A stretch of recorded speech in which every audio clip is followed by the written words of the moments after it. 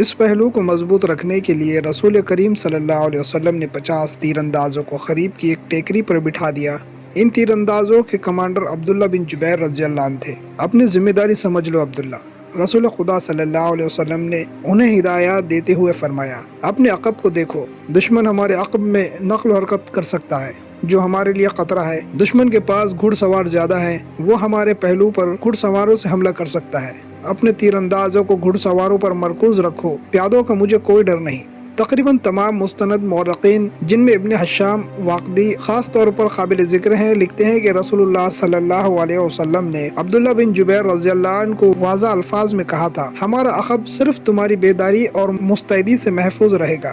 تمہاری ذرا سی کوتاہی ہمیں بڑی ہی ذلت آمیز شکست دے سکتی ہے۔ یاد رکھو عبداللہ، اگر تم دشمن کو بھاگتے ہوئے اور ہمیں فتح یاب ہوتے ہوئے دیکھ لو تو بھی اس جگہ سے نہ ہلنا۔ اگر دیکھو کہ ہم پر دشمن کا دباؤ بڑھ گیا ہے اور تمہیں ہماری مدد کے لیے پہنچنا چاہیے تو بھی یہ جگہ نہ چھوڑنا۔ پہاڑی کی یہ بلندی دشمن کے قبضے میں نہیں جانی چاہیے، یہ بلندی تمہاری ہے۔ وہاں سے تم نیچے اس تمام علاقے کے حکمران ہوں گے جہاں تک تمہارے تیر اندازوں کے تیر پہنچیں گے۔ خالد نے مسلمانوں کی ترتیب دیکھی تو ابو سفیان کو بتایا کہ مسلمان کھلے میدان کی لڑائی نہیں لڑیں گے۔ ابو سفیان کو اپنی نفری یعنی کہ اپنی تعداد پر ناز تھا۔ وہ چاہتا تھا کہ لڑائی کھلے میدان میں یعنی لامحدود محاذ پر ہو تاکہ وہ اپنے پیادوں اور گھوڑوں کے افراد سے مجاہدین اسلام کو کچل ڈالے۔ خالد کو اس کے باپ نے جنگی چالوں کی تربیت بچپن سے دینی شروع کر دی تھی۔ دشمن پر بے خبری میں پہلو یا عقب سے جھپٹنا، دشمن کو چکر دے کر مارنا، اپنے دستوں کی تقسیم اور ان پر کنٹرول اس تربیت میں شامل تھا جو اسے اس کے باپ نے دی تھی۔ اس نے تجربہ کار سردار کی نگاہوں سے مجاہدین کی ترتیب دیکھی تو اس نے محسوس کیا کہ مسلمان فن حرب کے کمالات دکھا سکتے ہیں۔ ابو سفیان اپنی فوج کو مسلمانوں کے بالمقابل لے گیا۔ اس نے گھڑ سواروں کو مسلمانوں کے پہلو پر حملہ کرنے کے لیے بھیجا۔ ایک پہلو پر خالد اور دوسرے پر اکرمہ تھا۔ دونوں کے ساتھ 100 گھڑ سوار تھے۔ تمام گھڑ سواروں کا کمانڈر عمرو بن عاص تھا۔ پیادوں کے آگے ابو سفیان نے 100 تیر انداز رکھے۔ قریش کا پرچم طلحہ بن ابو طلحہ نے اٹھا رکھا تھا۔ اس زمانے کی جنگوں میں پرچم کو دل جیسی اہمیت حاصل تھی۔ پرچم کے گرنے سے فوج کا حوصلہ ٹوٹ جاتا اور بھگدڑ مچ جاتی تھی۔ قریش نے جنگ کی ابتدا اس طرح کی کہ ان کے صفوں سے ایک شخص ابو عامر فاسق آگے ہو کر مجاہدین کے قریب چلا گیا۔ اس کے پیچھے قریش کے غلاموں کی کچھ تعداد بھی تھی۔ ابو عامر مدینے کا رہنے والا تھا۔ وہ قبیلہ اوس کا سردار تھا۔ جب رسول کریم صلی اللہ علیہ وسلم مکہ سے ہجرت کر کے مدینہ گئے تو ابو عامر نے قسم کھا لی تھی کہ وہ آپ صلی اللہ علیہ وسلم کو اور تمام مسلمانوں کو مدینہ سے نکال کر دم لے گا۔ اس پر ایک بڑی ہی حسین یہودن کا اور یہودیوں کے مال و دولت کا طلسم طاری تھا۔ یہودیوں کی اسلام دشمن کاروائیاں زمین دوز ہوا کرتی تھی۔ بظاہر انہوں نے مسلمانوں کے ساتھ دوستی اور فرما برداری کا معاہدہ کر رکھا تھا۔ ابو عامر انہی کے ہاتھ کٹ پتلی بنا ہوا تھا، لیکن ان یہودیوں نے اسے قریش کا دوست بنا رکھا تھا۔ اب مجاہدین قریش کے خلاف لڑنے کے لیے مدینہ سے نکلے تو ابو عامر قریش کے پاس چلا گیا۔ اس کے قبیلہ اوس کے بہت سے آدمی رسول کریم صلی اللہ علیہ وسلم کے دست مبارک پر اسلام قبول کر چکے تھے اور وہ قریش کے مقابلے میں صف آرا تھے۔ ابو عامر آگے چلا گیا اور مجاہدین سے بلند آواز میں مخاطب ہوا۔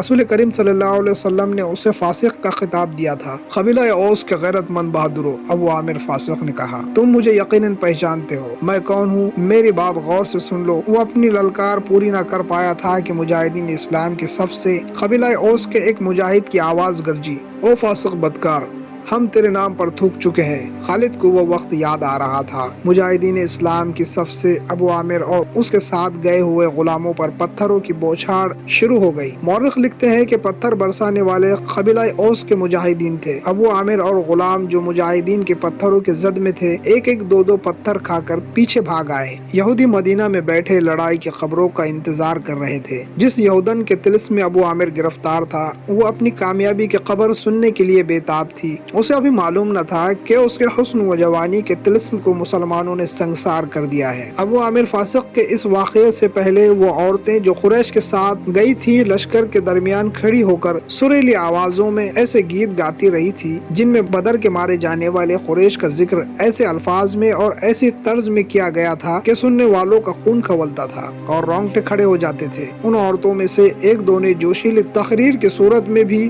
قریش کے خون کو گرمایا تھا۔ عورتوں کو پیچھے چلے جانے کا حکم ملا تو ابو سفیان کی بیوی ہند نے ایک گھوڑے پر سوار ہو کر گیت گانا شروع کر دیا۔ اس کی آواز بلند تھی اور آواز میں سوز بھی تھا۔ تاریخ لکھنے والوں نے اس کے گیت کے پورے اشعار قلم بند نہیں کیے۔ انہوں نے لکھا ہے کہ یہ گیت فحش تھا، جس میں مرد اور عورت کے در پردہ تعلقات کا ذکر تھا۔ اشعار جو تاریخ میں آئے ہیں، ان اشعار میں جس عبد الدار کا نام آتا ہے یہ بنو عبد الدار ہے۔ بنو امیہ اسی کی ایک شاخ تھی۔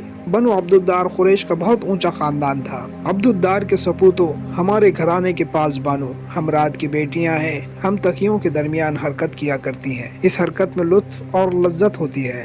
تم دشمن پر چڑھ دوڑے تو ہم تمہیں اپنے سینوں سے لگا لیں گی، تم بھاگ آئے تو ہم تمہیں قریب نہیں آنے دیں گے۔ اس کے بعد ابو عامر فاسق پر مجاہدین اسلام کی طرف سے سنگباری ہوئی اور اس کے فوراً بعد قریش نے مجاہدین پر تیر پھینکنے شروع کر دیے۔ مجاہدین نے اس کے جواب میں بھی تیر برسائے۔ خالد اپنے پہلو والے مسلمانوں کے پہلو پر حملہ کرنے کے لیے اپنے 100 سواروں کے ساتھ تیزی سے بڑھا۔ اسے معلوم نہ تھا کہ بلندی پر تیر انداز چھپے بیٹھے ہیں۔ اس کے سوار بے دھڑک چلے آ رہے تھے، راستہ ذرا تنگ تھا، سواروں کو آگے پیچھے ہونا پڑا۔ خالد سوچ سمجھ کر اپنے سوار دستے کو اس پہلو پر لایا تھا۔ اپنے باپ کی تربیت کے مطابق اسے بڑی خود اعتمادی سے توقع تھی کہ وہ ہلہ بول کر مسلمانوں کو اس پوزیشن میں لے آئے گا کہ وہ پسپا ہو جائیں گے، اور اگر جم کر نہ لڑے تو قریش کے گھوڑوں تلے کچلے جائیں گے۔ اس کے سوار ابھی دور ہی تھے کہ اوپر سے تیر اندازوں نے اس کے اگلے سواروں کو نہ آگے جانے کے قابل چھوڑا اور نہ پیچھے ہٹنے کے قابل رہے۔ ایک ایک سوار کئی تیر کھا کر گرا، اور جن گھوڑوں کو تیر لگے انہوں نے خالد کے سوار دستے کے لیے قیامت برپا کر دی۔ پیچھے والے سواروں نے گھوڑے موڑے اور پسپا ہو گئے۔ ادھر قریش کی عورتوں نے دف اور ڈھولک کی تھاپ پر وہی گیت گانا شروع کر دیا جو ہند نے اکیلے گایا تھا: عبد الدار کے سپوتو، ہم رات کی بیٹیاں ہیں، ہم تکیوں کے درمیان، وغیرہ وغیرہ۔ مورخ واقدی لکھتے ہیں کہ عربی جنگجوؤں کے اس وقت کے رواج کے مطابق ایک جنگجو کے لڑنے کا مرحلہ آیا۔ سب سے پہلے قریش کے پرچم بردار طلحہ بن ابو طلحہ نے آگے آ کر مجاہدین اسلام کو للکارا کہ اس کے مقابلے کے لیے کسی اور کو آگے بھیجو۔ آ میرے دین کے دشمن!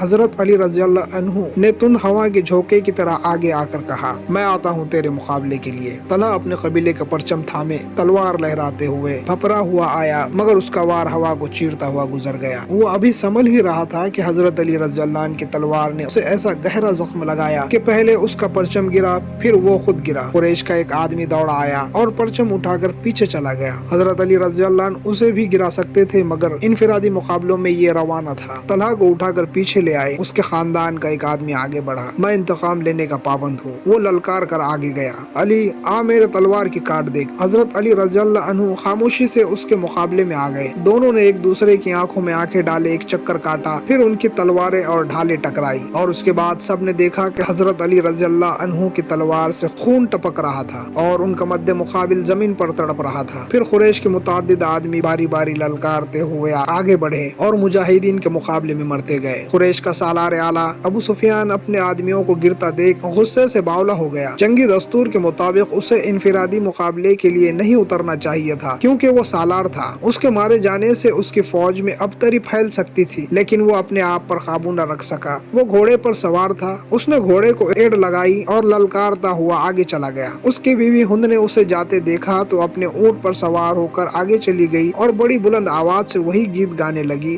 جس کے اشعار یہ بھی تھے کہ تم بھاگ آئے تو ہم تمہیں اپنے قریب نہیں آنے دیں گی۔ ابو سفیان گھوڑے پر سوار تھا، لیکن اس کے مقابلے کے لیے جو مسلمان آگے آیا وہ پیادہ تھا۔ تاریخ اسے حنظلہ بن ابو عامر کے نام سے یاد کرتی ہے۔ ابو سفیان کے ہاتھ میں لمبی برچی تھی، کسی کو بھی توقع نہیں تھی کہ تلوار والا پیادہ برچی والے گھڑ سوار سے زندہ بچ جائے گا۔ ابو سفیان کا گھوڑا حنظلہ رضی اللہ عنہ پر سربٹ دوڑتا آیا۔ ابو سفیان نے برچی تول کر پھر تاک کر ماری، لیکن حنظلہ رضی اللہ عنہ پھرتی سے ایک طرف ہو گئے۔ اس طرح 3 مرتبہ ہوا۔ تیسری مرتبہ ابو سفیان اور اس کا گھوڑا وار کر کے آگے نکل گئے تو حنظلہ رضی اللہ عنہ اس کے پیچھے دوڑ پڑے۔ گھوڑا رک کر پیچھے کو مڑا تو حنظلہ رضی اللہ عنہ اس تک پہنچ چکے تھے۔ ابو سفیان انہیں دیکھ نہ سکا۔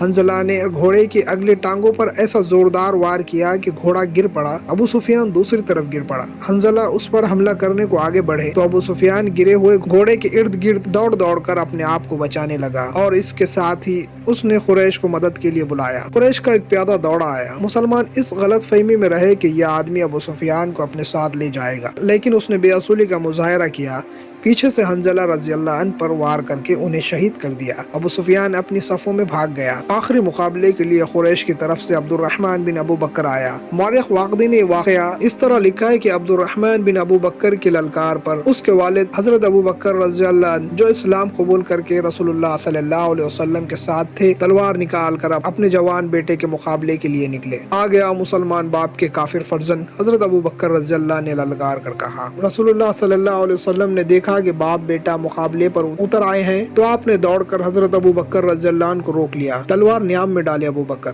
رسول خدا صلی اللہ علیہ وسلم نے فرمایا اور ابو بکر رضی اللہ عنہ کو پیچھے لے گئے۔ خالد کو جنگ کا شور و غل اب بھی سنائی دے رہا تھا، وہ منظر اس کی آنکھوں نے اپنی پلکوں میں محفوظ کر رکھا تھا۔ انفرادی مقابلے ختم ہوتے ہی قریش نے مسلمانوں پر حلہ بول دیا۔ رسول اکرم صلی اللہ علیہ وسلم نے احد کی پہاڑی کو اپنے عقب یعنی پیچھے رکھا ہوا تھا، اس لیے مجاہدین اسلام کو عقبی حملے کا خطرہ نہیں تھا۔ آمنے سامنے کا معرکہ خون ریز تھا۔ مسلمانوں کی نفری بہت تھوڑی تھی، اس کمی کو انہوں نے جذبے اور تیغ زنی کے کمالات سے پورا کر دیا۔ اگر قریش کو نفری کی افراد حاصل نہ ہوتی تو وہ مسلمانوں کے آگے نہیں ٹھہر سکتے تھے، وہ نفری کے زور پر لڑ رہے تھے۔